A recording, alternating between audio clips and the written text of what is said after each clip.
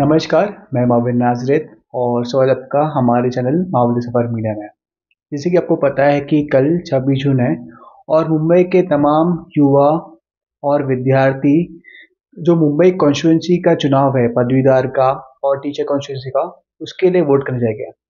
तो तमाम मुंबई के जो युवा है उनका क्या मत है इस चुनाव को लेकर और किस मुद्दे पे वो कल चुनाव में वोट करेंगे, हम जानेंगे। हमारे साथ है शेकाप के प्रोग्रेसिव स्टूडेंट यूनियन जो उनका स्टूडेंट विंग है, उसके मुंबई के अध्यक्ष साम्या कोडे जी। साम्या जी, बहुत बहुत स्वागत है आपका। 6 साल पहले भी आपके पिताजी राजेंद्र कोडे जी ने ग्रेजुएट कॉन्स्टिट्यूंसी से चुनाव लड़ा था और इस बार महाविकास आघाड़ी के जो उम्मीदवार हैं अनिल परब जी, वे भी चुनाव लड़ रहे हैं। साम्या जी, ये पूरा जो चुनाव है इस पर आपका नज़र है, इस पर आप कार्य कर रहे हैं, कैसे तैयारी महाविकास आघाड़ी का मुंबई में चल रहा है?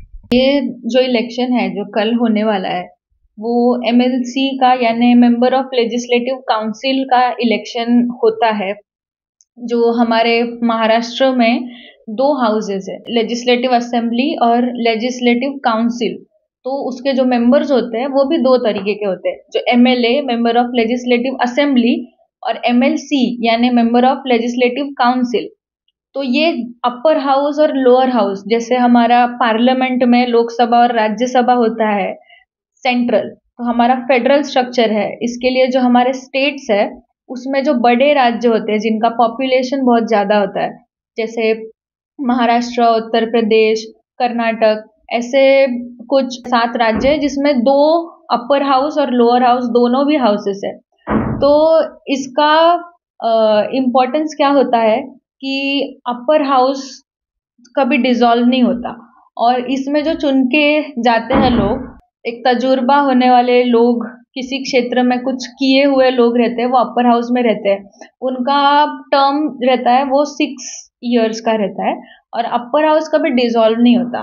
तो अभी जब विधानसभा के इलेक्शंस लगेंगे यानी लेजिस्लेटिव असेंबली के, तो वो खारिज की जाएगी, इट विल बी डिसमिस्ड और वापस नया 288 मेंबर्स लेजिस्लेटिव असेंबली में होते हैं और फिर नया स्पीकर अपॉइंट किया जाएगा, लीडर ऑफ अपोजिशन अपॉइंट किया जाएगा, there will be new CM. लेकिन ये जो अपर हाउस होता है राज्यसभा के जैसे, वो कभी डिसॉल्व नहीं होता। उनके 1/3 मेंबर्स हर 6 साल बाद रिटायर होते हैं और उनका इलेक्शन किया जाता है। तो हमारे महाराष्ट्र लेजिस्लेटिव काउंसिल में 78 मेंबर्स है। उस 78 मेंबर्स में से 12 आर नॉमिनेटेड बाय गवर्नर। वो जो 12 नॉमिनेटेड मेंबर्स होते हैं वो अलग अलग क्षेत्र से रहते हैं, स्पोर्ट्स से, आर्ट एंड कल्चर से, लिटरेचर से, जो लोग उसमें काम कर रहे हैं तो वो अपॉइंटेड रहते हैं। और ये जो हमारे 7 प्रशासकीय विभाग, जिसे हम मराठी में बोलते हैं महाराष्ट्र के, मुंबई, पुणे, औरंगाबाद, नागपुर, नासिक और अमरावती कोंकण डिवीजन, तो ये 7 डिवीजन से सातों में से इलेक्शन होता है ग्रेजुएट्स कॉन्स्टिट्यूएंसी से और सातों में से इलेक्शन होता है टीचर्स कॉन्स्टिट्यूएंसी से। ऐसे 14 मेंबर्स होते हैं। साम्या जी, अभी क्योंकि आप शेकाप से आते हो जो इंडिया अलायंस और महाविकास आघाड़ी का एक हिस्सा है, मुंबई में कैसा तैयारी चालू है इंडिया अलायंस का महाविकास आघाड़ी का पदवीधर चुनाव को लेकर? मुंबई से इंडिया अलायंस के जो उम्मीदवार है, शिवसेना उद्धव बाळासाहेब ठाकरे पक्ष के माननीय अनिल परब जी, ये इनको शेतकरी कामगार पक्ष जो इंडिया अलायंस का हिस्सा है, इन्होंने समर्थन दिया है। और मुंबई में जो एनरोल्ड वोटर्स है वो कुछ अभी 70 to 75,000 है। तो ये जो रजिस्टर्ड ग्रेजुएटेड वोटर्स है, इन तक पहुंचना, उनको बताना कि हमारे ये जो उम्मीदवार है इनको हमें वोट देना है। जो रजिस्टर्ड वोटर रहते हैं वो अवेयर है कि इलेक्शन है 26 तारीख को, और इस तरीके से जो हमारे ग्रेजुएटेड फ्रेंड्स हो, नेबरहुड में लोग हो, कॉन्स्टिट्यूएंसी में लोग हो, उनको हम ये बता रहे हैं। सवाल ये है कि बहुत सारे जो विद्यार्थी है, बहुत सारे जो युवक है मुंबई में, उनको जानकारी नहीं है कि पदवीधर चुनाव होता है क्या है, ग्रेजुएट इलेक्शन होता है क्या है। जो जो युवा जो पदवीधर हर कोई पार्टी से जुड़े हुए हैं, उनको पूरा जानकारी होता है कि पदवीधर इलेक्शन होता है कि और हमें वोट करने का अधिकार भी है। तो आप पॉलिटिकल पार्टी से जुड़े हुए हो, आप युवाओं के बीच में कार्य करते हो, तो ऐसा क्या कारण है जो मुंबई के जो युवा है वो जागरूक नहीं है पदवीधर चुनाव को लेकर? मुंबई एक ऐसी सिटी है जिसमें रोजाना लोग कॉलेज में पढ़ने के लिए जाते हैं। मुंबई एक एम्प्लॉयमेंट जनरेट करके देने वाली सिटी है। तो ऐसे सिटी में ये बहुत इम्पोर्टेंट है कि हम अपने आप को इस तरीके का, जब हमें अपॉर्चुनिटी मिल रही है कि हम हमारा एक रिप्रेजेंटेटिव चुनने को हमें मिल रहा है, we can hold him accountable for the policies that are being made. तो ये इसके बारे में अवेयर होना चाहिए। जो जैसे election commission of India voter registration को लेके एम्फोसिस करती है, वो कैंपेन को लेकर जो नॉर्मल वोटर रजिस्ट्रेशन का रहता है, उस तरीके से उन्होंने भी इसके बारे में ज़्यादा अवेयरनेस करना चाहिए। और कॉलेजेस में पॉलिटिकल पार्टीज ने भी इसके बारे में ज़्यादा से ज़्यादा रजिस्टर करने पे फोकस करना चाहिए। और जो ग्रेजुएटेड लोग हैं उनको भी इसका एक और बात है कि हम आज इस साल मैंने रजिस्टर किया और वोट दिया, तो ये इलेक्शन जब 6 साल बाद आता है तो मुझे वापस एनरोल करना पड़ता है उसके लिए। तो ये बात भी बहुत सारे लोगों को पता नहीं होती। उनको लगता है कि मैं एक बार एनरोल वोटर हूँ, फिर वो अगले इलेक्शन को पूछते कि मेरा इस नाम यादी में नहीं मिल रहा है। तो उनको ये नहीं पता होता कि वो नाम अभी चला गया, वापिस उनको एनरोल करना है। तो वो एनरोलमेंट पे ध्यान देना चाहिए। और जो ऑलरेडी रजिस्टर्ड लोग हैं उन्होंने भी अगर उनका इस साल उन्होंने वोट किया तो अगले 6 साल बाद उनको वापस एनरोलमेंट करनी है इस इलेक्शन के लिए, वोट देने के लिए।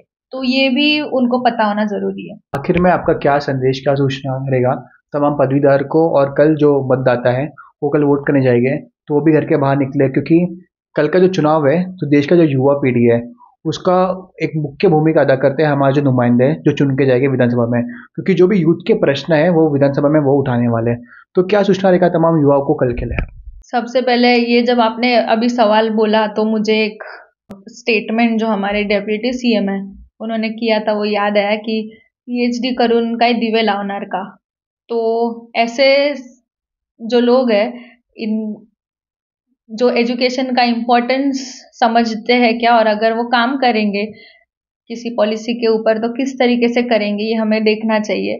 दूसरा, फिलहाल जो करंट इशू चल रहा है देश में, इस साल 24 लाख स्टूडेंट्स ने नीट का एग्जाम दिया था, और वो देने के बाद अभी हमारे जो सेंट्रल एजुकेशन मिनिस्टर है, कैबिनेट मिनिस्टर, वो उसके बारे में क्या जवाब दे रहे हैं वो हमें देखना पड़ेगा। पहले वो बोल रहे थे कि इसमें करप्शन नहीं है, एनटीए ने अच्छी तरीके से एग्जाम कराई है, लेकिन अभी जैसे पेपर लीक जो एनटीए के माध्यम से करप्शन हुआ है वो सामने आ रहा है, तो हमें दिख रहा है कि कैसे 24 लाख स्टूडेंट्स के साथ खिलवाड़ हुआ है। तो नीट जैसे एग्जामिनेशन के ऊपर नेट की एग्जाम कैंसिल की गई है। बहुत सारे नेट देने वाले जो जिनका करियर अभी स्टेक पे है, इनका सवाल पैदा हुआ है कि हमारा सेंट्रल गवर्नमेंट इस सारे इश्यूज को लेके क्या सेंसिटिव नहीं है, इस तरीके का सवाल उपस्थित हुआ है। नीट जैसे एग्जामिनेशन का जो सेंट्रलाइजेशन किया गया है कि centralisation of NEET examination plus जो अपॉर्चुनिटीज है, सीट्स बढ़ने चाहिए, इसके ऊपर कोई डिस्कशन नहीं है। हमने देखा कि 78 टॉपर्स आए नीट के, और एम्स जैसे इंस्टीट्यूशन में 125 सीट्स है। तो जो पहले 3 नंबर जो है आए हुए उनको भी वो एम्स में एडमिशन नहीं मिलेगा, इस तरीके का स्कैम हुआ है। तो ये देखते हुए, अभी की परिस्थिति देखते हुए, महाराष्ट्र में एमपीएससी का सिलेबस चेंज और डेट्स पोस्टपोन, उसका रिजल्ट पोस्टपोन, ऐसे सवाल है। बहुत सारे छात्र आंदोलन लॉकडाउन में हुए, लॉकडाउन के बाद हुए। बहुत सारे लोग हैं जिन्होंने प्रिपरेशन छोड़ दिया, उन्होंने ये सोचा था कि हम एग्जाम देके कुछ बनेंगे, राज्य सेवा एग्जाम देके अधिकारी बनेंगे। तो ऐसे सडन डिसीजंस की वजह से डिप्रेशन में बच्चे जाते हैं, वो सुसाइड करते हैं। ये सारी चीज़ों को देखते हुए कल के इलेक्शन में जो ग्रेजुएट्स है उनको वोट देना होगा। एजुकेशन के अपॉर्चुनिटीज क्रिएट करना, इस कैसे तरीके से सरकार करेगी इसे देख के वोट देना होगा। और इस इलेक्शन में बैलेट पेपर पे इलेक्शन होता है, तो बैलेट पेपर पे वोट देते हुए जो कैंडिडेट है अनिल परब जी, इनके नाम के सामने 1 नंबर लिख के हमें उनको वोट दे के इलेक्शन जितवाना है। अनिल परब जी एक ऐसे कैंडिडेट है जिन्होंने महाराष्ट्र के विधानसभा में आवाज उठाया है सवालों को लेकर। वो मंत्री रह चुके हैं, उनका जो काम था वो लोगों ने देखा है, and he is eligible candidate for this election, and I appeal registered voters to vote Anil Parab.